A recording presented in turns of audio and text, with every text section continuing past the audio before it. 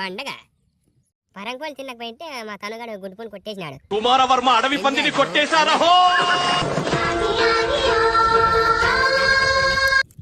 ఇప్పుడు జాలర పెట్టుకోవడమే, ఇలా పెట్టేసి ఇలా పెట్టేయడమే. ఇప్పుడు చూడండి చాలా సింపుల్గా కాల్ చేసాం. కొద్దిగా కాలింది, ఇప్పుడు దించేసుకుందాం. మండుతుంది ఇక్కడ, ఇది దించేసుకున్నామే. ఇలా ఉంది కదా, ఇది తీసేసి ఈ దమ్మును తినాలి బ్రో, తాకత్ వస్తుంది. ఇప్పుడు ఇలా పీకేయడమే.